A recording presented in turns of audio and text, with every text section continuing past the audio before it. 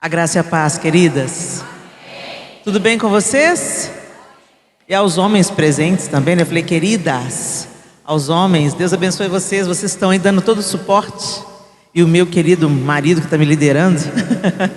Gente, é muito bom estar com vocês aqui, graças a Deus, porque a poderosa mão do Senhor nos reuniu.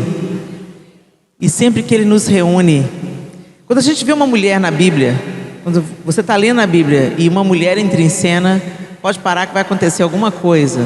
Pode ficar atento que vai acontecer alguma coisa. E a gente sabe que o Senhor tem nos reunido nesses dias, não apenas para nós estarmos juntas em comunhão, mas para nós aprendermos dEle. Porque a mulher, ela é uma influência. Ela é uma voz de influência, seja para o bem, seja para o mal. E não pense você que existe em cima do muro. Não existe em cima do muro. Se você não é poderosamente usada nas mãos de Deus, o diabo não desperdiça a mão de obra. E ele te usa na sua distração, na sua negligência. Às vezes você nem presta atenção e simplesmente pelo fato de você estar desatenta, você pode ser usada por Satanás. É sério o negócio, né? Então a gente tem notado o movimento nos últimos 20 anos de uma forma mais evidente. Obrigada, queridas. A gente tem percebido claramente esse movimento de mulheres, como as mulheres têm se juntado, como as mulheres têm buscado congressos para mulheres, treinamentos para mulheres, ensinos, curso. E a gente sabe que tudo que recebemos não é simplesmente para preencher espaço, para preencher o nosso vazio, mas para encher e transbordar, nos encher e transbordar. Seja na nossa casa, seja no nosso trabalho, seja na comunidade de fé que nós frequentamos. E nós sabemos que importa ser uma mulher segundo o coração de Deus. Não é isso que está escrito lá em letras miúdas? Mulher segundo o coração de Deus. E sempre quando a gente pensa numa mulher segundo o coração de Deus, imediatamente nos ocorre a mulher de Provérbios 31. É ou não é? Quando você olha, algumas mulheres acham ela muito irritante, né? Ah lá, perfeitinha. Nunca que a gente vai conseguir ser como essa mulher, não é assim? Mas na verdade, gente, nós não vamos conseguir pelo nosso próprio esforço mesmo, não. Mas Cristo em vós, a esperança da glória. Quando o Senhor em nós se expande, se dilata, ocupa todos os espaços do nosso coração, das nossas intenções, dos nossos pensamentos, é impossível nós continuarmos do jeito que nós estamos, continuarmos sermos as mulheres que somos.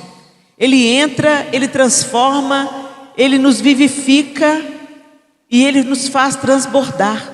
E a gente podia ter uma série de mulheres aqui que nos serviriam de modelo como mulheres segundo o coração de Deus. É fácil a gente pensar, por exemplo, em Débora, a juíza em Israel. Débora era uma mulher casada com Lapidote, mas Deus escolhe Débora para liderar o povo de Israel num tempo de opressão. E Deus levanta Débora como mãe da nação de Israel, e ela julgava as causas de Israel. Vale lembrar que naquele tempo Israel não tinha um rei, então os juízes governavam na terra. Então Débora foi levantada por Deus como juíza sobre Israel. A gente pode se lembrar também de uma contemporânea de Débora, Jael, que foi usada por Deus para destruir o comandante do exército inimigo de Israel. Císera era um homem sanguinário e queria destruir o exército de Israel. E ele tinha influência, ele tinha poder, ele tinha muitos carros de ferro e ele podia vencer. Mas a primeira batalha ele perdeu e veio se abrigar na tenda de Jael. E Jael ousadamente, corajosamente atravessa uma estaca de madeira na fronte do inimigo. A gente pode se lembrar da rainha Esther, orando, jejuando, para que ela se tornasse um instrumento para a libertação do seu povo do extermínio. E eu podia estar aqui citando Maria, escolhida por Deus para carregar seu filho no ventre. Se por uma mulher entrou o pecado, se por Eva entrou o pecado, por uma mulher entrou o Salvador. E essa jovenzinha, que pelos estudiosos devia ter em torno de 16 anos de idade, uma adolescente, ela aceita o desafio de se tornar a mãe do Salvador. Ela não apenas gerou Jesus, ela amamentou Jesus, ela cuidou de Jesus junto com seus irmãos, porque Jesus foi o primogênito dos filhos, mas depois a Bíblia mesmo relata que Maria teve outros filhos. Deus não negou a ela a maternidade, porque a maternidade é sagrada, a maternidade não é pecaminosa, a maternidade é boa, é aprovada e digno de honra o casamento. Então, José não pôde tocar Maria enquanto ela estava grávida de Jesus, mas depois a Bíblia diz que ela conheceu e Jesus teve irmãos e irmãs. Olha que coisa linda, né? E ali Jesus cresceu 30 anos no anonimato. A Bíblia fala de Jesus no seu nascimento, depois mostra Jesus quando se perdeu dos pais na festa, ficou para trás em Jerusalém, enquanto eles voltavam para Nazaré. Quando deram falta de Jesus, que deu o menino, volta atrás de Jesus e encontra Jesus ensinando no templo. E depois Jesus só aparece para ser batizado e depois tentado. O que ele passou sendo esses 30 anos? Filho, irmão, aprendiz de carpinteiro, gente como a gente, vestido da nossa humanidade. E ele não pecou. Aí você pode falar, pois é, né, Helena? Mas ele era Deus e era homem e era Deus, então não era como nós. Não, gente, ele estava vestido da nossa carne. E a Bíblia diz que em tudo Jesus foi tentado, mas ele não cedeu à tentação, ele não pecou. Isso mostra para mim e para você que se Jesus venceu, e o mesmo Espírito que ressuscitou Jesus dentre os mortos habita a gente, então nós também temos capacidade de vencer. Ele mesmo nos disse: no mundo vocês terão aflições. E às vezes a gente pensa que aflições são só as dores, os acidentes, as doenças. Não, essas também são aflições. Mas o pecado, ele causa dano, ele também nos aflige, ele também traz dores, ele também torna os nossos dias difíceis. E ele falou: mas tem de bom ânimo, eu venci o mundo. E ele venceu o mundo como homem. Então eu queria chamar a sua atenção não apenas para essas mulheres da Bíblia, que foram mulheres segundo o coração de Deus, as quais eu citei pouquíssimas aqui, porque se a gente começar a entrar nelas, gente, a gente vai falar de tantas mulheres maravilhosas que a Bíblia nos apresenta. Mas eu quero apresentar para vocês o prumo de todas elas. Jesus é o prumo, é o nosso prumo. Mas Helena, Jesus não tinha nascido na época de Débora, na época de Jael, mas o Senhor estava, e onde o Senhor está, Cristo já estava, antes da fundação do mundo. Vocês se lembram? Pai, Filho e Espírito Santo já estavam juntos. Façamos o homem, façamos no plural, Pai, Filho e Espírito Santo já estavam juntos desde a fundação do mundo. Jesus é a encarnação do Verbo, é Deus feito homem, mas ele já estava. E é tão lindo quando a gente olha, por exemplo, para Abigail.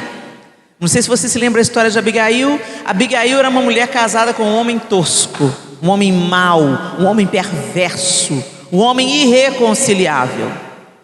E aí ele teve uma pendenga com Davi, quando Davi ainda fugia de Saul, e ele não honrou Davi como ele devia ter honrado. Davi se enfureceu contra ele e falou: que o Senhor me castigue se até hoje eu deixar um homem vivo da família de Nabal, que era o marido de Abigail.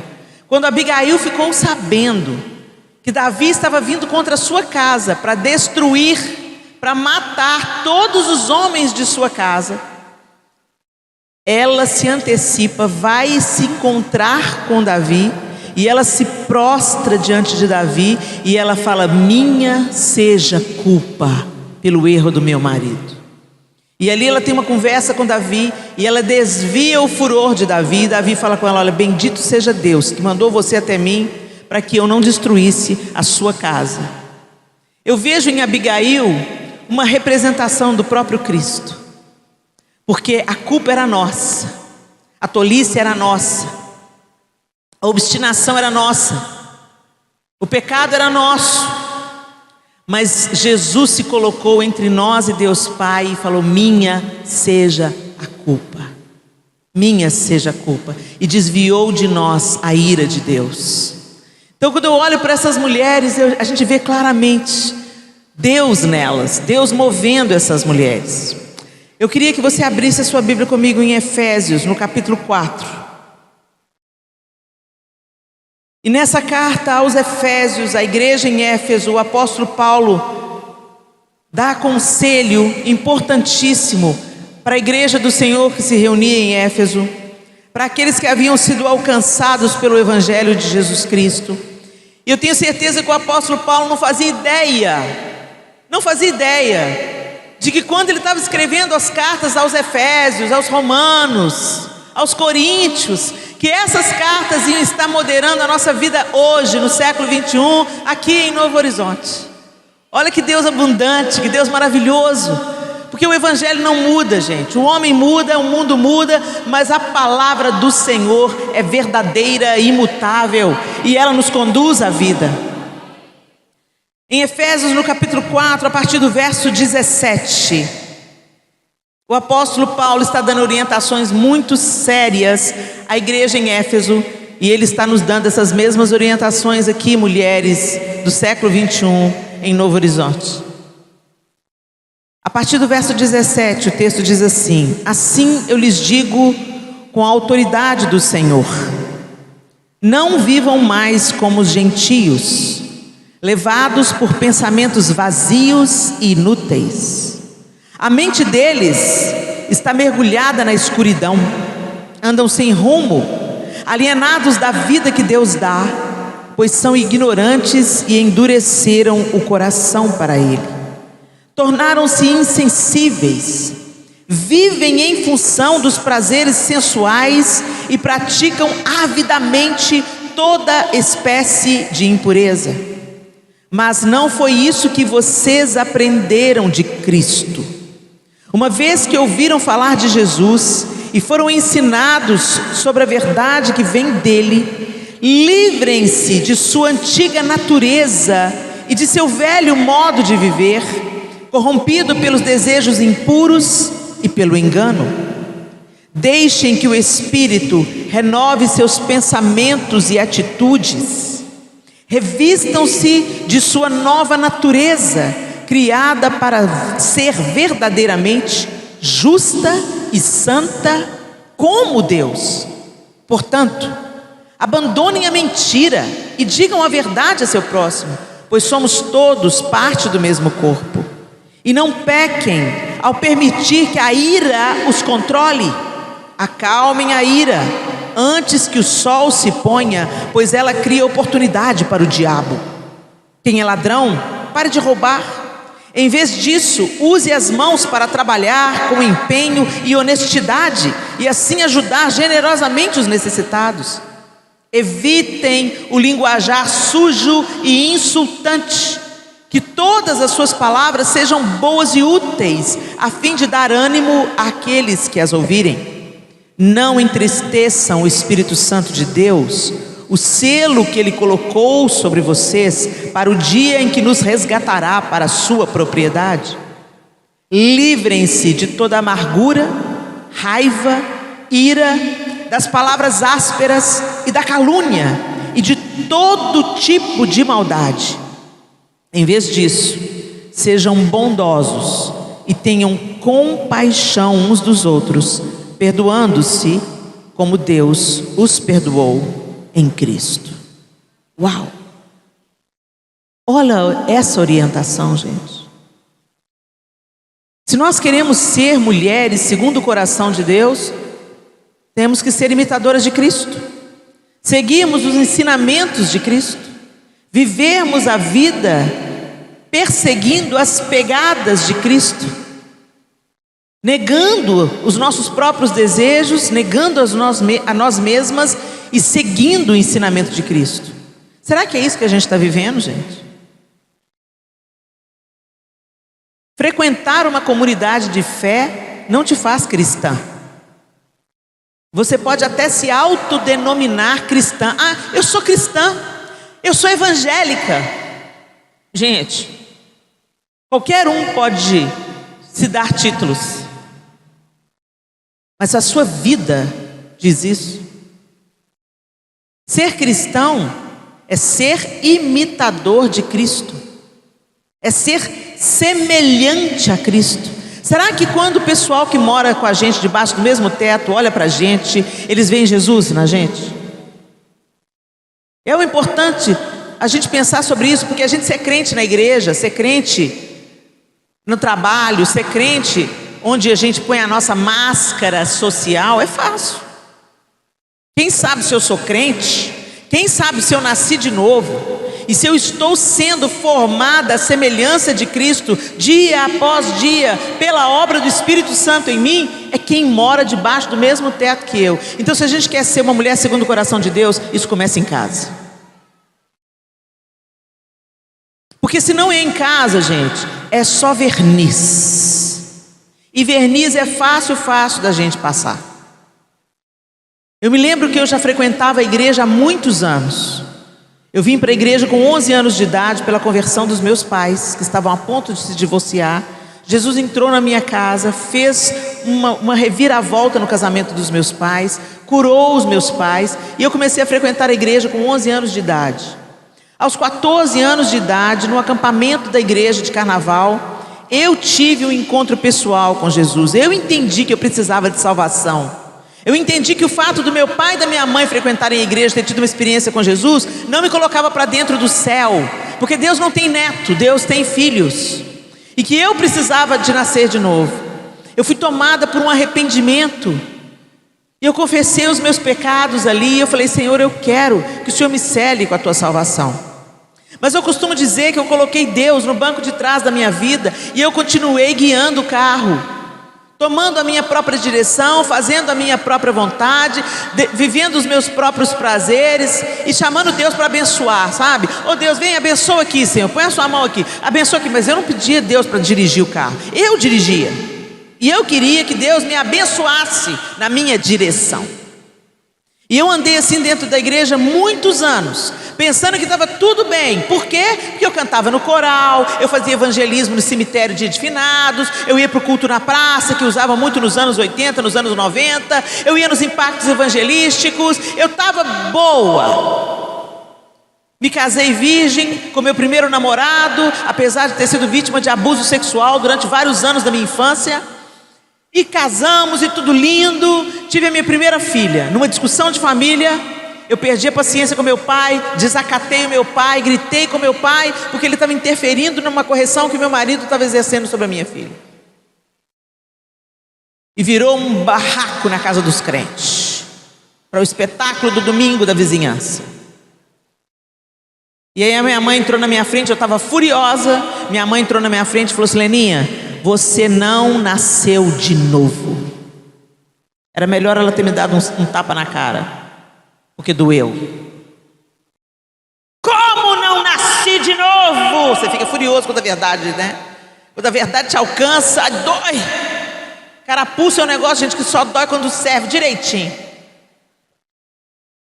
E aí eu comecei a ficar irritada com a minha mãe, mas aquela frase não saía da minha cabeça. Eu peguei a Clara, peguei o João, fomos embora de casa, acabou o almoço de domingo, mas a semana inteira aquela frase reverberava na minha cabeça: você não nasceu de novo. É como se o Espírito Santo tivesse acendido o interruptor do quartinho escuro do meu coração.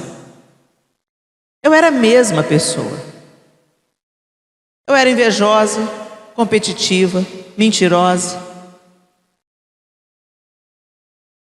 cobiçosa, insatisfeita com tudo que eu tinha, irada. Mas eu tinha caprichado no verniz. A gente usa a roupa adequada, adota o crentez fluente. Sangue de Jesus tem poder, misericórdia, está amarrado, olha o manto. E a gente começa a falar o crentez fluente, a saia fica no comprimento certo, você tem uma aparência de justiça. Quem olha pensa: é crente, olha, crente mesmo, aleluia. Você fala: paz do Senhor, senta com a Bíblia debaixo do braço, Aleluia. Todo mundo olha para você e fala: é crente. Vai lá dentro de casa para ver. Vai lá dentro de casa para ver. Eu acho bonito o jeito que termina o Provérbios 31, né? Provérbios 31 fala de todas as qualidades lá da mulher virtuosa, mas no final, seu marido a louva, dizendo: muitas mulheres procedem graciosamente, mas tu a todas sobrepujas. Seus filhos a louvam. A chancela final da mulher segundo o coração de Deus é a sua própria casa, porque lá você é quem você é. Se você é desmazelada na sua casa, você é desmazelada. Se você é boca dura na sua casa, você é boca dura. Se você é invejosa no meio da sua família, no meio dos seus amigos, você é invejosa, é o que você é. Lá a gente tira a máscara social. Lá os nossos queridos veem como nós reagimos na hora que a gente está irado, como é que a gente procede, o que a gente fala na hora que a gente está doente, como a gente reage na hora que a gente é injustiçado. E gente, não é bonito o que a gente vê dentro de casa, não. E embora seja extremamente desconfortável, é maravilhoso, porque nos dá um raio-x que a gente não quer ver, mas que é necessário para a nossa mudança. É necessário para a gente começar a deixar Deus, sabe, chamar Deus para a vida no lar. Deus, entra na minha casa. Deus, transforma aqui o que o Senhor tem que transformar. Eu quero ser uma esposa segundo o seu coração. Eu quero ser uma irmã segundo o seu coração. Eu quero ser uma filha, Senhor, segundo o seu coração. Eu quero ser uma mãe segundo o seu coração. Ah, então a gente vai ser perfeito. Gente, a Bíblia diz que nós seremos perfeitas quando nós o virmos face a face. Então finalmente seremos como Ele é. Mas até lá a gente está num crescimento. É dia após dia. É de fé em fé, de glória em glória, até ser dia perfeito. A Bíblia diz que a vereda do justo é como luz da aurora. Você sabe como é que é a luz da aurora? Ela começa lá, você começa a ver que está entrando uma penumbra na sua janela. Ainda não é plena manhã, o sol ainda nem nasceu, mas a luz já mudou. A luz da aurora vem lá atrás da montanha. Daqui a pouco nasce o sol, aí clareia um pouco mais. Aí daqui a pouco o sol sobe mais, e aí não tem mais aquele tom âmbar, já tem um tom amarelo claro assim. E daqui a pouco o sol das 10 tá, e ao meio-dia está a pino. Assim é a vereda do justo. Hoje eu não sou ainda a mulher que eu quero ser, mas graças a Deus eu não sou mais aquela que eu era, porque Jesus vai nos aperfeiçoando. Mas você tem que deixar Ele fazer essa obra, minha linda. Você tem que deixar de ser religiosa. Sabe o que é religiosa? É quando você muda o verniz, você muda a aparência e você acredita na sua aparente santidade. Você acredita. Você acredita que a sua santidade está nos seus gestos externos. E esses você pode manipular facilmente. As meninas da Assembleia de Deus, elas têm o hábito, as pregadoras, as ministrantes da Assembleia de Deus, elas têm o hábito de, por exemplo, quando elas chegam no culto, todos os líderes, eu já percebo isso em todos os líderes da Assembleia de Deus, antes de começar o culto, eles vêm, eles tomam o seu assento, e muitos deles se ajoelham e entregam para o Senhor a sua consagração, a sua vida. Eu imagino que eles estejam orando pela ministração, para que Deus os use, tal, né? Eu falei assim: mas gente, isso é uma coisa boa para se fazer, né? Pensei comigo, vou fazer também. E aí o Espírito Santo veio com a sonda dele. Para quê? Para parecer aos outros que você é justa? Você quer impressionar os outros, Helena, como você ficou impressionada com eles? Você quer parecer mais santa? Ajoelha na minha presença, onde ninguém te vê. Ajoelha lá no quarto do hotel. Peça a sua bênção. Quando o Senhor manda orar, Ele fala: entra no teu quarto, fecha a tua porta. Os fariseus é que gostavam de orar em público. Eles gostavam das roupas que eles usavam. Eles se achavam superiores aos outros por causa das franjas. E como a gente está ficando parecido com os fariseus nesse nosso tempo. Quantas coisas, eu tenho coisas que o Senhor vai tratar comigo de um jeito, tem coisas que Ele vai tratar com você de outro jeito. Mas naquele dia, Ele me deu uma correção que valeu para um tanto de outras coisas. Você quer orar e buscar a minha bênção? Você não precisa de fazer isso na frente dos outros para ser vista pelos homens e eles te acharem mais aprovada, mais santa, mais consagrada. Como a gente gosta de parecer consagrada. Mas sabe, gente, quando a gente parece o que a gente não é, o que Jesus chama disso? Hipocrisia. E a única vez que eu vi Jesus sendo ríspido é com gente hipócrita. Ele sentava com a galera do mal. Ele absolveu a mulher que estava adulterando com o outro, pega em flagrante adultério na cama. Ele absolveu sem pensar duas vezes. Vai, eu não te condeno, vai, não peques mais. Ele deu uma outra oportunidade para ela. Pedro negou ele veio em encontro a Pedro. Judas estava vindo trair ele sabia que estava sendo traído e falou: aqui vens amigo. Ele não estava chamando Judas de amigo para ficar legal na fita, nem porque ele queria impressionar Judas, mas porque ele estava deixando bem claro: o que você está fazendo comigo não muda o amor que eu tenho por você, não muda quem eu sou em relação a você. Isso é santidade. E Ele é o padrão, Ele é o modelo. Mas a gente gosta de parecer santo aos olhos dos outros, menos aos olhos de Deus. A gente gosta de impressionar os outros com a nossa roupa, com o nosso palavreado, com a nossa atitude. Eu me lembro uma época na minha adolescência, Deus me trouxe isso à memória quando Ele me falou desse negócio de ajoelhar em público.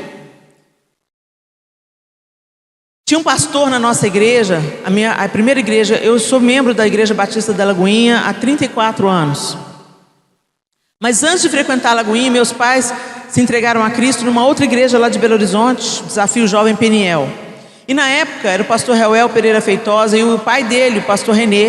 O pastor Reuel era o sênior, mas o pastor Renê vira e mexe, pregava também na igreja. Só que o pastor Renê, ele vinha de uma formação militar rígida, e ele sempre deixava muito claro que gostava, que achava bonito quando as irmãs se trajavam como irmãs. Elas usavam saia. Então o pastor Reuel viajava, o pastor Renê assumia. Toda a mulherada vinha de saia. Para agradar a Deus? Não, para agradar o pastor Renê. E a gente se sentia mais espiritual do que aquelas atribuladas que não vinha de saia. Olha a soberba do coração aí. O que vale mais? A calça comprida, a saia ou a soberba do coração? A gente é visual e a gente acha que pecado é só aquilo que a gente vê. Então é muito fácil a gente mudar o verniz imediatamente. Mas o apóstolo Paulo está indo no cerne da questão quando ele trata com os Efésios aqui, está tratando com a gente hoje. Não vivam mais como os gentios, levados por pensamentos vazios e inúteis. Quantos pensamentos vazios tomam a nossa mente? Inúteis. A gente fala que não tem tempo de ler a Bíblia. Tempo a gente tem, só não é prioridade. Porque para aquilo que é prioridade, a gente arruma tempo. Aquilo que realmente é importante, a gente arruma. E se a gente vive um relacionamento com Deus em Jesus Cristo, sem diálogo? Porque a oração é a parte que eu falo com Deus, e a parte que Deus fala comigo. É pela leitura da palavra, não é pelo profeta. Deus pode usar o profeta? Pode. Mas a profecia, tudo que Ele tem a nos dizer, está na Bíblia. Mas eu fico bobo todas as vezes que eu faço uma pesquisa nas igrejas e pergunto: quantos aqui já leram a Bíblia toda? E 10% da plateia, e olhe lá, levanta a mão. E eu me lembro, esse povo perece porque falta conhecimento. Quando a gente lê a Bíblia, gente, não tem como a gente ficar indiferente ao trabalho do Espírito Santo no nosso coração. É lendo a Bíblia que nós conhecemos mais profundamente a Deus. É lendo a Bíblia que a gente percebe o seu caráter, a sua bondade, a sua misericórdia e a sua justiça. É lendo a Bíblia que nós somos confrontadas no nosso egoísmo, na nossa mesquinharia, na nossa cobiça, na nossa inveja. É lendo a Bíblia que o Espírito Santo faz a própria voz de Deus se tornar audível para nós. Mas a gente maratona Netflix, mas não lê a Bíblia. E fala, é que a sarça pegou fogo e não me consumiu. Atraídos pela tua presença. Really? Sério? Sério mesmo, gente? A gente canta que a coisa mais importante da nossa vida é a presença de Deus, enquanto a gente não abre a Bíblia. Deus abomina a hipocrisia. Fala uma coisa, mas faz outra. Um discurso destoante da prática. É isso que tem sido escândalo no meio dos gentios.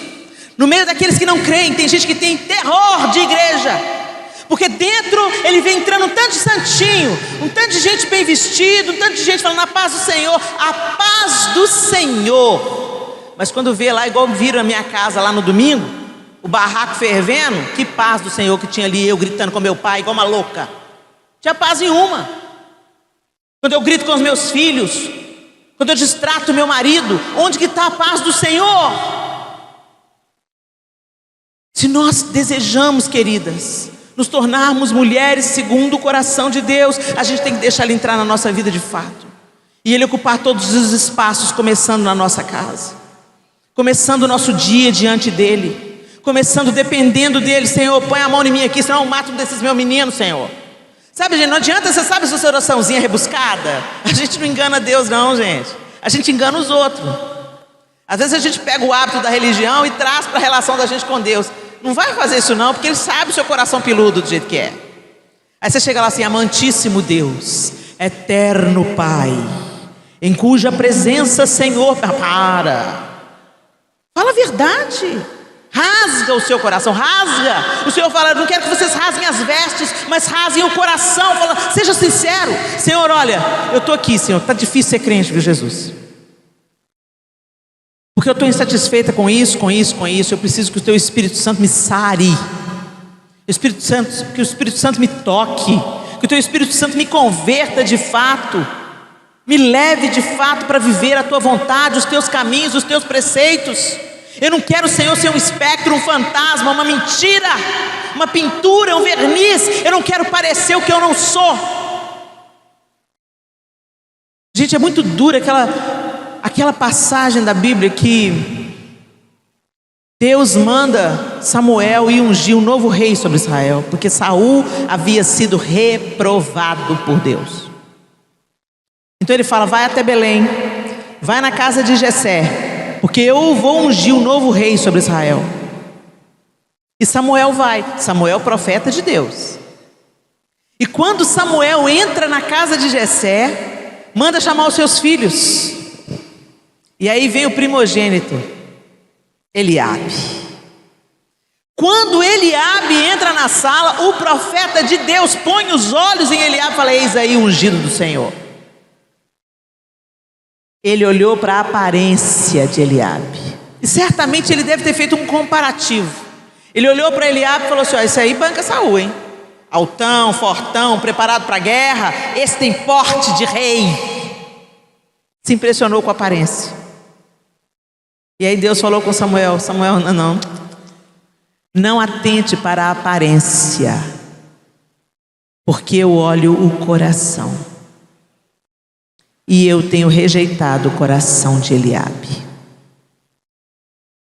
E a gente não entende, coitado do Eliabe. Puxa, que injustiça. O que será que Eliabe aprontou para ser reprovado por Deus? Aí vem Eliabe, Abinadab, Samar, ninguém passa no crivo de Deus. O esquecido, não tem mais nenhum? Ah, tem. O menino que cuida das ovelhas, manda buscar. E aí Deus fala para Samuel, foi esse aí que eu escolhi. Esse pequeno aí, ruivo, de gentil aspecto, que não faz mal para uma mosca, aparentemente. É esse aí que eu vou usar, é esse que eu vou levantar. É esse que vai ser o antecessor do Messias. É esse aí, que ninguém dá nada por ele. Você já conheceu uma pessoa que você não dá nada por ela? Aí a gente vai logo beijar o pé de quem é famoso, né? No reino de Deus não é assim não, gente. No reino de Deus a gente vai ter cada surpresa.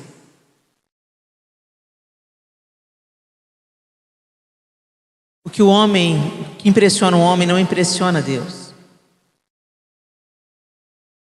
E eu vou dizer a vocês, eu não quero impressionar os homens, eu quero impressionar Deus.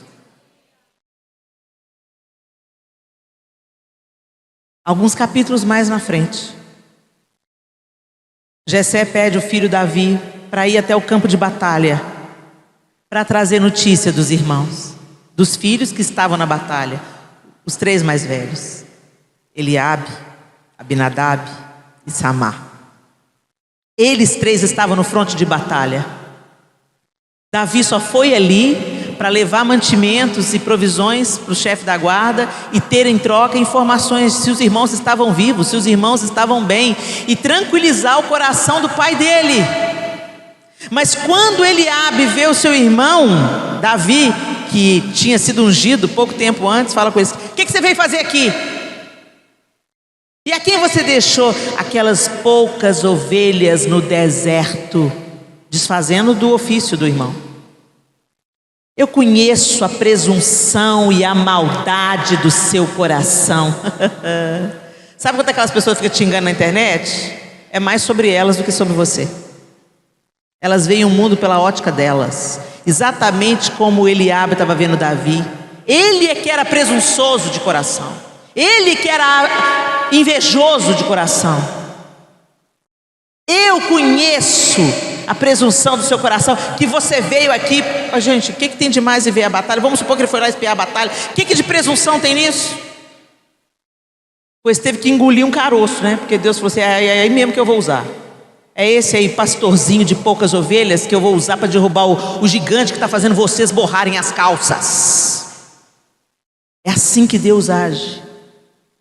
E aí quando a gente olha para isso, gente, a gente vê exposto o coração de Eliabe, que fez Deus o rejeitar. Você pode ocultar de muita gente durante muito tempo, mas você não consegue ocultar para sempre a sua verdadeira face. E o Senhor quer nos transformar. O Senhor quer mexer em áreas que a gente não quer deixar Ele mexer. Enquanto tiver um quartinho escuro no seu coração, o diabo vai ter legalidade para te deformar. Ele está falando, o apóstolo Paulo está falando que aqueles que vivem aí fora andam sem rumo, alienados da vida que Deus dá. O mais triste, gente, não é a gente andar alienado da vida que Deus dá fora da igreja. O pior lugar que a gente pode estar é alienado da vida que Deus dá dentro da igreja. Você entra e sai, assiste culto e vem para o culto, vai embora do culto, volta para o culto, vai embora do culto, vai embora para o culto, faz escola dominical, mas continua a mesma pessoa, alienados da vida que Deus dá. Não desfruta da liberdade, não desfruta do amor, não desfruta da cura, não desfruta da vida. Deus colocou uma mesa, mas você não se assenta. Deus não faz acepção de pessoas. O mesmo que estava disponível para mim naquele domingo que teve a briga lá em casa, que começou a minha reconciliação com Deus, deflagrou a minha relação com Deus, é o mesmo Deus que te convida para a mesa hoje. Independente de como você está vivendo, independente das coisas que você tem feito, independente, Deus te convida, senta na mesa. Mas a gente não assenta. A gente fica comendo, sabe quando você vai comendo snack, comendo porcaria antes da comida, e na hora que a refeição é posta, você não quer comer, que você está sem fome? É isso que Satanás faz. Ele enche a sua vida de porcaria para você não ter fome daquilo que realmente transforma a sua vida e te cura. Andamos alienados da vida que Deus dá, ignorantes, endurecemos o nosso coração. Eu tenho descoberto de como a dureza de coração afasta a mão de Deus de nós. Quando a gente se torna duro de coração, você está me vendo pregar aí, ó, fala assim, não acho que seja isso não. Hoje não estou falando nada da minha cabeça aqui não, estou falando que a Bíblia fala. Você não está endurecendo o coração contra mim não, eu saio daqui amanhã, vou embora, nunca mais eu vou te ver. Mas a vida que Deus dá, ela permanece aqui. E às vezes a reação que você tem mental é simplesmente a reação de um coração endurecido. E o que Ele não rejeita é um coração quebrantado e contrito. Então talvez você comece a identificar sinais de um coração endurecido. Eu lembro que quando as pessoas vinham me corrigir, a Bíblia mesmo diz que ninguém gosta de ser corrigido, gente. A correção na hora, ela produz tristeza. É o que a Bíblia diz. Que toda correção produz tristeza. Mas depois, se você acolhe a correção, ela produz vida. Graças a Deus pelas surras que minha mãe me deu. Na hora eu odiei ela. Mas hoje eu entendo que me livraram da morte. Me livraram do mal. E Deus corrige o filho a quem Ele ama e açoita a todo aquele a quem Ele quer bem. Não sou eu que estou falando, é a Bíblia. Então o Senhor não vai te... Sabe, o Senhor é amor, gente, mas o amor confronta, o amor fala a verdade. O amor te chama de volta. O amor te dá oportunidade. Não andem com o coração endurecido, porque isso é uma característica daqueles que não querem ser amados e corrigidos por Deus. Tornaram-se insensíveis, vivem em função dos prazeres sensuais e praticam avidamente toda espécie de impurezas. O que nós temos colocado diante dos nossos olhos? Muitas mulheres sabem que tirar a roupa é poder. Elas só não sabem, muitas delas, movidas pela carência, pelo vazio interior, pela insatisfação. Uma mulher sabe quando um homem põe um olho nela com desejo. E ela gosta. Só que o que as mulheres não sabem é que a parte do cérebro masculino que é ativada pela sensualidade é a mesma parte do cérebro que os homens consomem, constroem, trabalham com ferramentas. O homem não ama porque ele olha com desejo. O homem quer consumir. É diferente de amar. Por isso que tem aquela música popular brasileira que diz, né? Aqui nesse mundinho fechado, ela é incrível, com seu vestidinho preto, indefectível. Eu detesto o jeito dela, mas pensando bem, ela fecha com os meus sonhos como ninguém. Quero te provar, sem medo e sem amor, quero te provar, cozida a vapor, quero te provar. E a mulherada tudo dançando, enquanto a gente é objetificada. Poder para quem? Poder para levar a torcida do Flamengo para a cama, e aí? Poder para ganhar sustento de um cara? Pelo que eu saiba, isso é prostituição. O Senhor nos convida à santidade. E entendemos que o nosso corpo é templo do Espírito Santo, onde habita Deus. Senhor, nos ajude. E às vezes a gente pensa que a sensualidade é só pelo decotão, muita pele exposta. Não, a sensualidade às vezes vem numa jogada de cabelo, num olhar para o marido da outra. Adultério nunca começa na cama, ele começa numa conversa fiada. Uma vez que ouviram, ele fala no verso 20, mas não foi isso que vocês aprenderam de Cristo. Não foi isso que vocês aprenderam de Cristo. Não é cristãs, não é cristãos.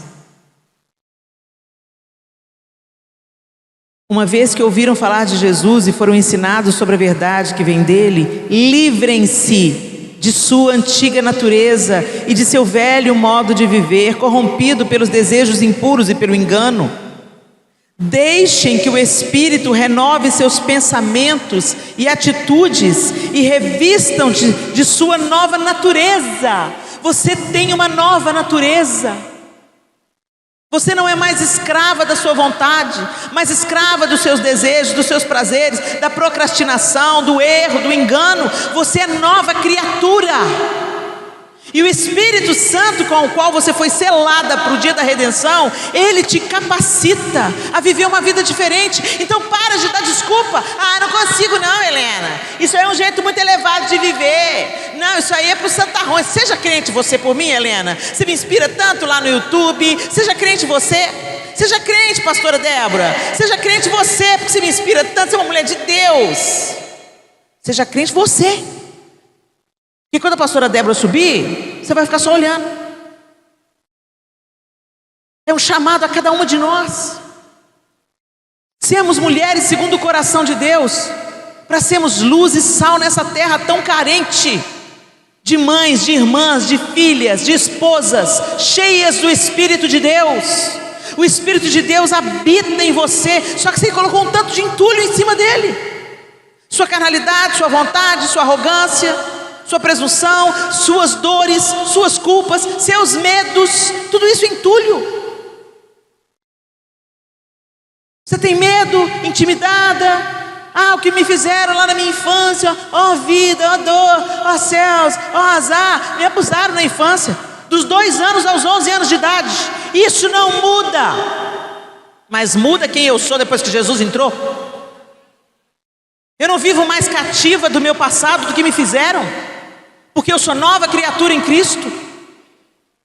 E às vezes você fica aí, acolhendo seus medos, suas culpas, seus danos, o que te fizeram, o que me fizeram, e o que Jesus fez, não foi maior?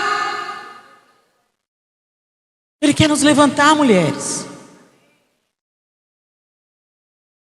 Então para de coitadismo, para de vitimismo, para de falar não tem jeito, não tem jeito sim. Se teve jeito para mim, gente, tem jeito para qualquer pessoa. E ele continua falando: revistam-se de sua nova natureza, criada para ser verdadeiramente justa e santa, como Deus.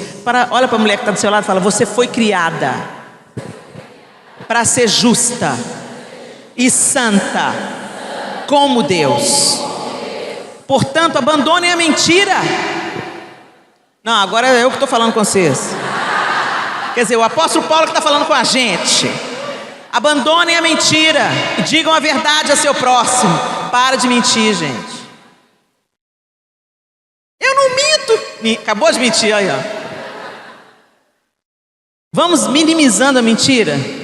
Vamos deixando ela cada vez mais enfraquecida, porque a gente mente por tanta bobagem. Parte da nossa mentira é porque o outro não suporta ouvir a verdade. Eu não estou dizendo para você sair por aí sendo grossa com todo mundo, não. Mas às vezes fala assim: ai, fulana, você cortou o cabelo, você gostou? Ah, gostei. Mentira. Se você não gostou, nem comenta. Fica caladinho. Ai, sabe o que é aquelas mulheres? Ai, você cortou o cabelo, por quê? Quando o cabelo estava grande, você nunca elogiou, mas no dia que ela cortou, você vem falar. Você gostou do presente que eu te dei? Amei, adorei. Gostou não? Mas você não vai chegar para a mulher e vai falar assim: detestei. Não. Gente, a gente não tá vendo? A gente não está habituado a ouvir verdade. Quando você pergunta uma coisa, você tem que estar disposto a ouvir a verdade. Você gostou do presente que eu te dei? Eu recebi com muita gratidão, mas não gostei. Nossa, se fala isso, você sai voando no girar, não é não? Você fica brava demais. Que arrogante, eu dei um presente para ela. Tá vendo como é que a gente cultiva um ambiente de mentira?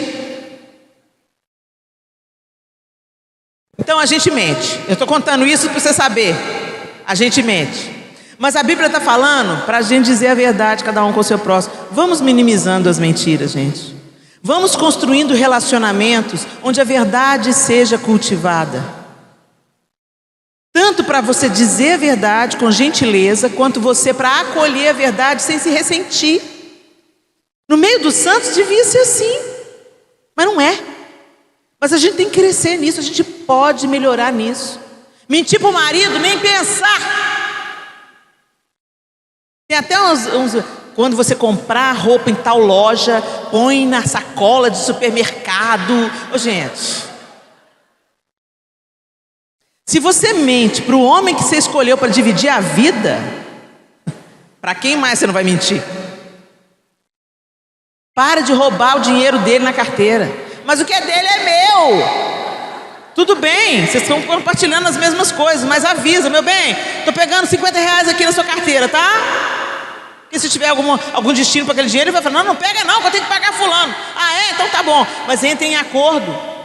A gente se suja, gente, por pouco.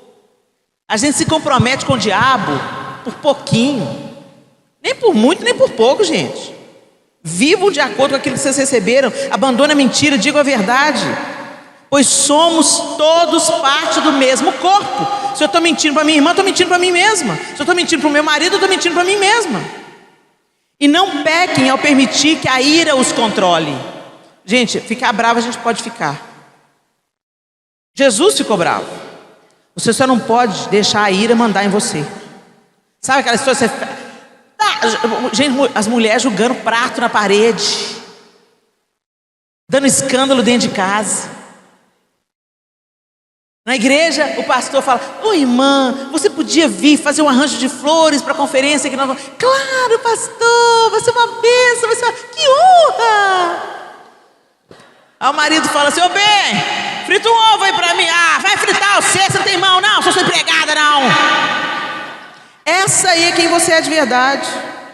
Não é que foi, sabe, toda melosa, toda verniz. Ai, claro que eu faço arranjo de flores. Aí muda até o tom de voz. A paz do Senhor. Os filhos ficam assim, minha mãe em casa, minha mãe na igreja. Minha mãe em casa, minha mãe na igreja.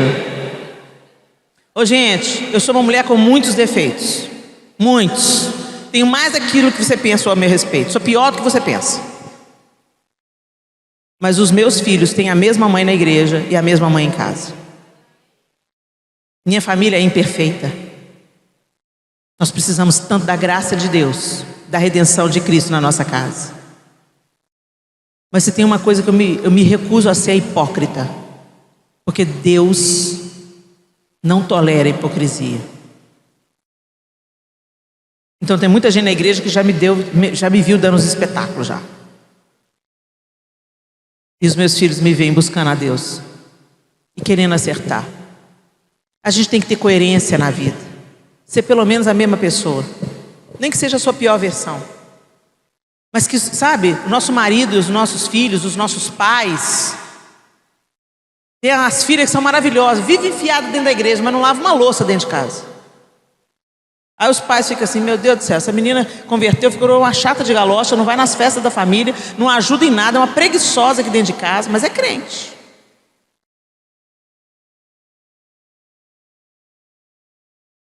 Que o Senhor nos ajude.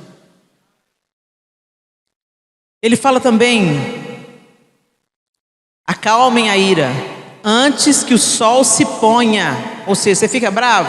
Pode ficar bravo, mas não deixa durar o negócio não. Não alimenta o ressentimento, não.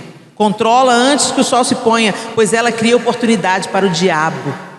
Começa com uma raiva, vira ressentimento, apodrece o seu coração, apodrece os seus relacionamentos. Em vez disso, quem é ladrão, pare de roubar. Olha aí, mulher do assalto da carteira do marido. Não, mas isso não é roubo não. É. Quando você pega aquele livro emprestado e não devolve, é roubo. Quando você pediu uma roupa emprestada e estragou a roupa, não pagou pelo dano, é roubo. Você se apropriou de algo de outra pessoa, tomou para si, usou indevidamente, não devolveu, ou se devolveu, devolveu estragado. Quando você não é fiel nos seus dízimos, é roubo.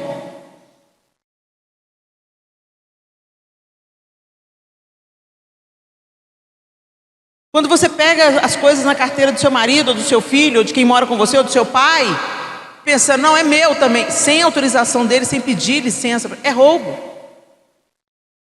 Quando você pega a caneta, o lápis, a borracha, o talão lá da sua empresa, porque sobra, sem autorização de um superior, é roubo. Quando você chega atrasado no serviço, mas pede o amigo para bater o cartão no horário certo, você está roubando do patrão. Quando você fica na hora do trabalho escutando as minhas mensagens no YouTube, é roubo. Porque o tempo que você está ganhando salário para trabalhar, você está fazendo outra coisa. É roubo. Não, Helena, mas o meu patrão é isso, isso, aquilo. Não interessa quem seu patrão é. Não interessa quem Judas era. Quem Judas era não mudou quem Jesus era. Independente da pessoa que está com você, que ele não mude quem você é em Cristo. Seja seu patrão, seja seu professor, seja seu marido, seja seu pai. Em vez disso, use as mãos para trabalhar com empenho e honestidade. Se a gente era bom funcionário, boa dona de casa, quando a gente não cria no Senhor, agora que cremos no Senhor, que a excelência nos persiga. Que tudo que a gente faz, sabe, gente, o crente deveria ser aquele que quando ele sai, os patrão ficam chorando. Fica falando, puxa vida, fulano foi embora.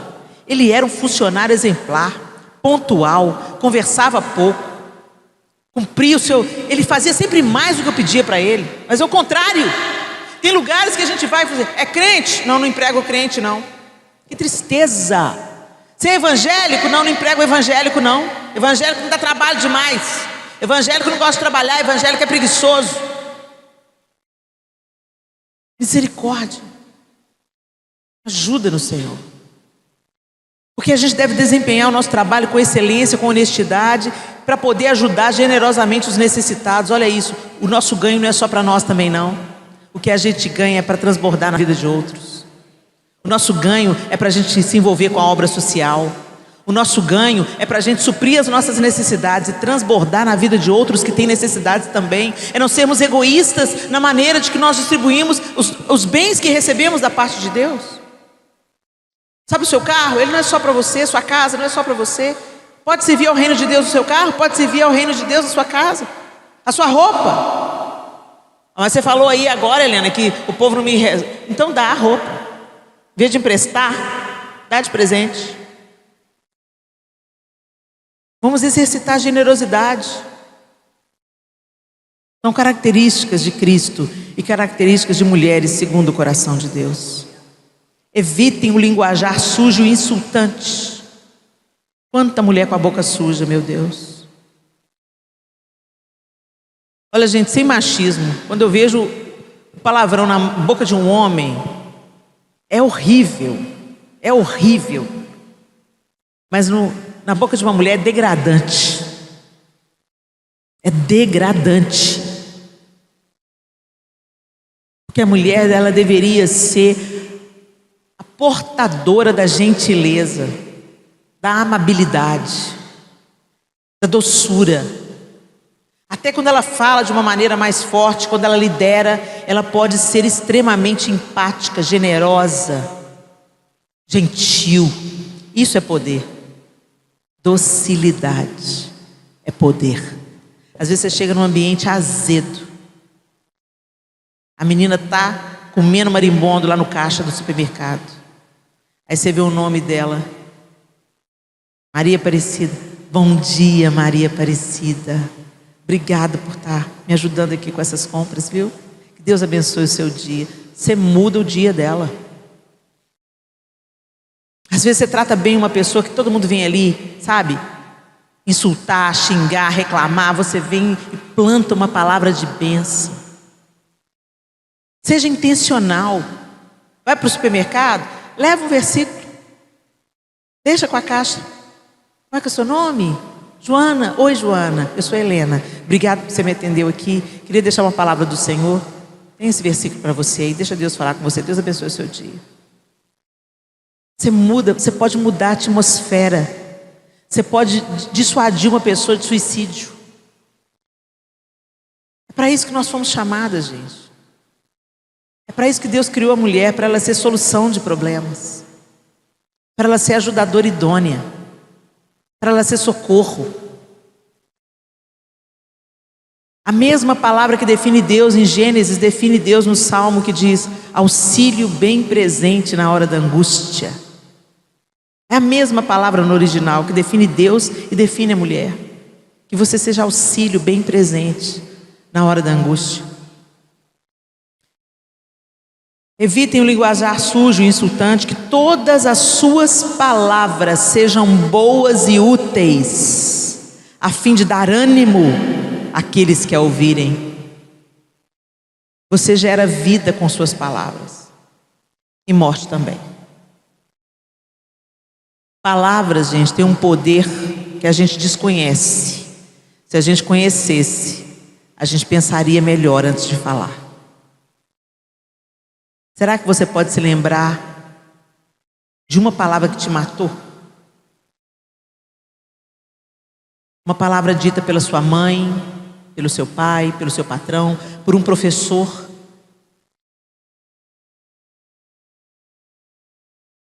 Normalmente pessoas que você respeita, honra, convive, um líder, uma irmã de sangue, uma amiga,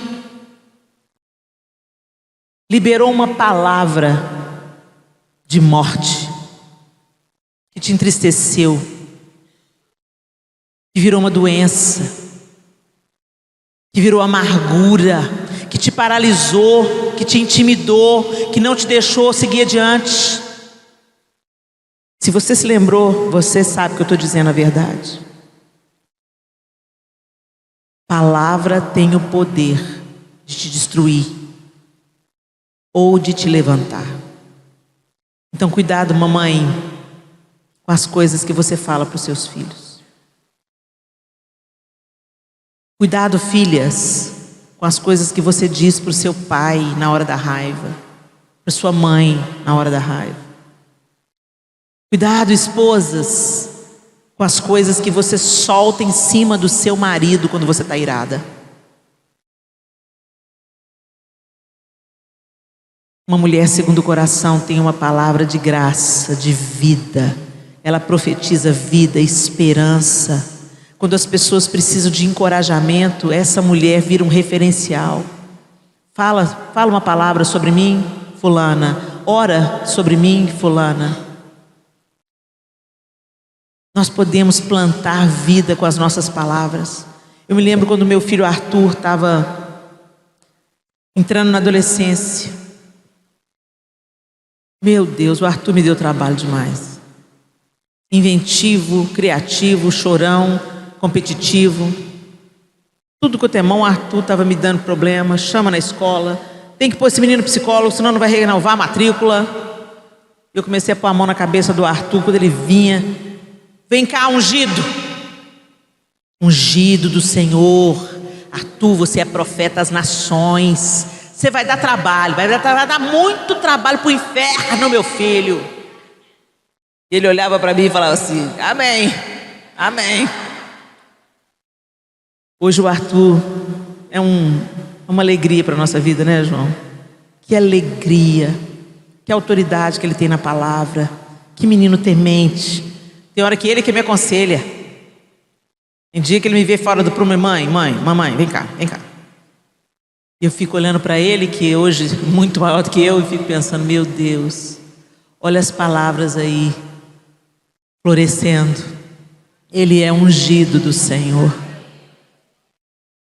Profetiza, afirma, levanta, encoraja sua amiga, seu marido, seus irmãos de sangue, seus irmãos na igreja. Todos os comentários mais cruéis que eu recebo na internet, eu tenho cuidado de ler. São de mulheres. Como as minhas irmãs valorizam mais a minha aparência do que a palavra que eu estou pregando. Nossa, mas está inchada. Nossa, mas engordou, hein? Eu não sou miss, não sou modelo, sou pastora. O importante que eu carrego não é a minha aparência, o importante que eu carrego é a palavra de Deus. Esse corpo está se deteriorando, embora eu esteja tentando evitar a todo custo. Mas é incrível, por que ela vem falar isso? Eu estou falando uma palavra, eu estou fazendo uma oração, e ela está olhando a roupa que eu estou vestindo, ou o cabelo, ou... Gente, que vazio! É o que o apóstolo Paulo falou no início desse capítulo aqui, ó. Levados por pensamentos vazios e inúteis. Isso não condiz com uma mulher segundo o coração de Deus. Foca no que é mais importante. Não entristeçam o Espírito Santo. O selo que Ele colocou sobre vocês para o dia em que nos resgatará para a sua propriedade. Gente, as coisas que você escuta, as conversas que você tem, a roupa que você veste, tudo isso pode entristecer o Espírito Santo. Você está numa roda de fofoca, seja você a interromper a fofoca. Se você não quer interromper, se levante e saia. Não participe das obras infrutuosas das trevas. Mas às vezes a gente gosta, senta. Você ficou sabendo? Não. Fulano, você leu no Fuxico Gospel? Fuxico Gospel? Essas duas palavras não coexistem, gente. Fuxico é fofoca, gospel é evangelho em inglês. Fofoca evangélica? Tem fofoca evangélica, gente? Então por que muitos de nós dá ibope para esse lixo? Só cresce o que tem público. Nós nos tornamos coparticipantes desse tipo de site quando nós entramos lá para acessar a nudez dos nossos irmãos e tantas coisas mentirosas ou tendenciosas que eles propagam lá. A gente não se alegra com a derrota do outro, sabe por quê? Porque amanhã pode ser a nossa vez. A gente não se alegra com a queda do outro, porque nós somos feitos do mesmo material. Nós não nos alegramos com esse tipo de notícias. Nós dobramos os nossos joelhos e nós intercedemos.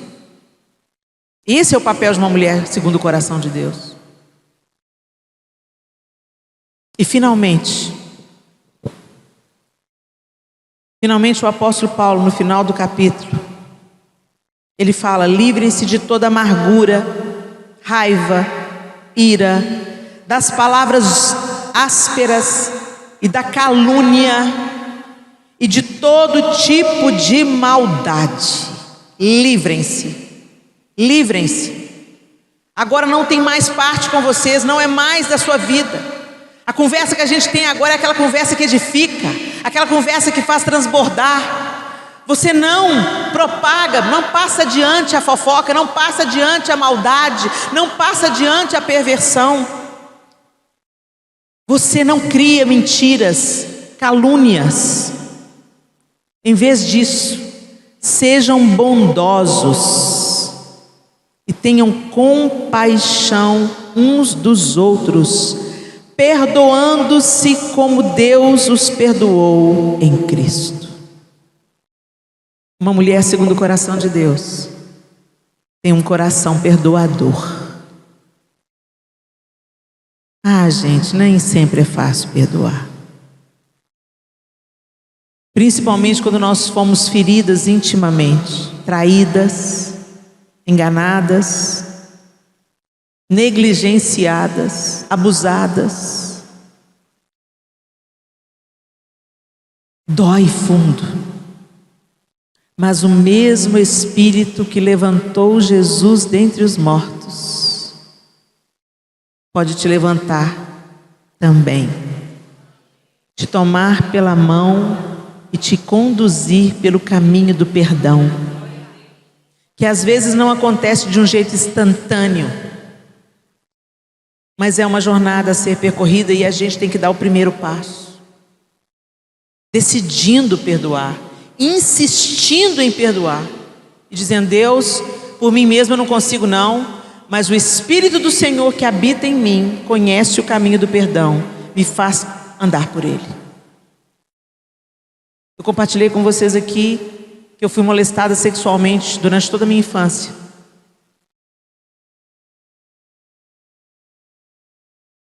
E um dia o Senhor requereu isso de mim. Que a gente pensa que a indiferença é perdão. Você esquece que aquela pessoa, você mata aquela pessoa na sua psique, você pensa: não existe mais, eu não quero mais pensar disso, não quero mais lembrar disso, passou, acabou. Você pensa que essa indiferença é perdão, não é. E Deus trouxe à tona. Eu falei: Deus, como é que eu vou perdoar isso? Eu sou a vítima. roubou minha inocência, me despertou de um jeito que não podia ter despertado, comprometeu o início do meu casamento, que eu não conseguia me entregar para o meu marido por causa das memórias que eu tinha. Não vai dar não, Senhor. Porque para Deus não haverá impossíveis. Porque para Deus não haverá impossíveis em todas as suas palavras. Coloco os meus olhos em ti, quando as circunstâncias parecem mentir, tentando roubar minha fé, tentando me desanimar, me fazer desistir. Mas eu sei que a visão se cumprirá, não falhará. Pode o tempo passar, mas o que Deus falou, Ele fará. Meus olhos estão em ti, Senhor, pois por mim mesmo nada posso fazer. Espero somente em ti, Senhor. Teu braço forte opera o impossível. Confia, confia. Ele faz. Eu falei, Senhor, eu não consigo perdoar não, mas o Senhor consegue. Então me ensina, me toma pela mão e me faz percorrer o caminho do perdão que eu preciso percorrer, Senhor. Eu sei que se eu não perdoar, eu também não vou ser perdoada. Então me ensina a perdoar, Espírito de Deus, eu escolho perdoar. Passaram-se alguns meses, eu fui na casa dos meus pais. Quando eu cheguei lá, eu já era casada. Quando eu cheguei lá, esse tio, que tinha me tocado como não devia me tocar, estava em casa depois de anos que eu não o via. E quando eu vi, eu tive a alegria de quando eu vejo os meus tios que eu não via há muito tempo. Cheguei nele, dei um beijo no rosto dele. Quando eu vi, eu estava beijando o rosto dele. Ei, tio. E quando eu afastei, eu olhei no rosto dele, o Senhor falou claramente dentro de mim: eu trouxe você. Não tinha mais dor, não tinha mais peso. Não foi instantâneo, foi um caminho percorrido. Mas o que nós não conseguimos, mas a gente se abre para o Espírito Santo fazer, Ele faz o infinitamente mais. Ele faz. E a partir daquele dia, eu fiquei livre. Parei de carregar aquele saco de lixo enorme que eu carreguei toda a minha infância, adolescência, início da juventude. Deixei os sacos de lixo aos pés do Senhor. E esse meu tio nasceu de novo. Não há nada que o sangue de Jesus não possa lavar. Nada. Ele é poderoso. Feche os seus olhos. Ser uma mulher segundo o coração de Deus é ser semelhante a Cristo. É agir como Ele agiria, pensar como Ele pensaria, fazer o que Ele faria. E em Cristo claramente a gente vê todas essas qualidades que o apóstolo Paulo listou aqui para nós reunidas. Perdoador, compassivo, misericordioso, generoso, amoroso. O caminho, a verdade e a vida. Como podemos caminhar na verdade e mentirmos? Insistirmos em viver uma vida em mentira? O pecado para nós, meninas, é um acidente de percurso, não um lugar onde a gente escolhe viver.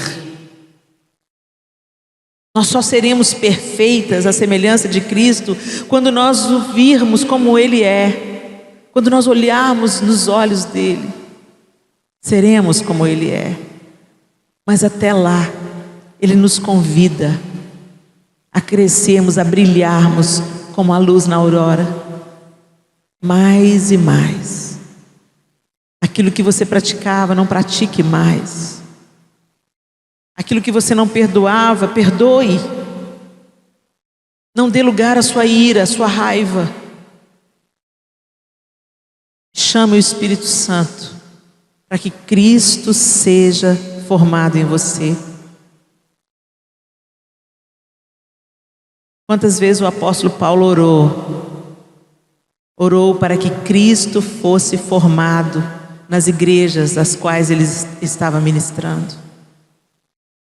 Que em nome de Jesus, a nossa fé não seja apenas uma estampa na camiseta, ou canções que repetimos nos períodos de louvor, mas que realmente Cristo em nós transforme o ambiente da nossa casa, da nossa família, invada a casa dos vizinhos, da rua, e reflita na nossa comunidade de fé, onde nós nos reunimos. Senhor, nós te louvamos nessa noite. Ah, Senhor, como nós precisamos de Ti. Afasta as nossas transgressões. Derrama sobre nós, ó Deus, o Teu bálsamo, o Teu perdão. E faz-nos caminhar pelos caminhos que traçaste. Como salmista nós oramos, Senhor, afasta de nós as coisas inúteis e faz-nos caminhar pelos caminhos que traçaste. Que o Teu Espírito Santo forme Jesus em cada uma de nós aqui nessa reunião, nos tornando mulheres segundo o Teu coração. Primeiro, Senhor, dentro da nossa própria casa. Como o Senhor mesmo disse, em Jerusalém, Samaria, até os confins da terra, que comece também na nossa Jerusalém, na nossa casa, na nossa família. Que comece essa obra linda que o Senhor tem para fazer em cada mulher aqui, na necessidade que cada uma tem e o Senhor conhece tão bem. Eu também oro por mim, Senhor. Continua trabalhando, Senhor. Continua fazendo. Continua quebrantando. Não deixe o meu coração ficar endurecido. Continue nos ensinando como Tuas filhas a sermos mulheres plenamente, segundo o Teu coração. Em nome de Jesus. Amém e amém.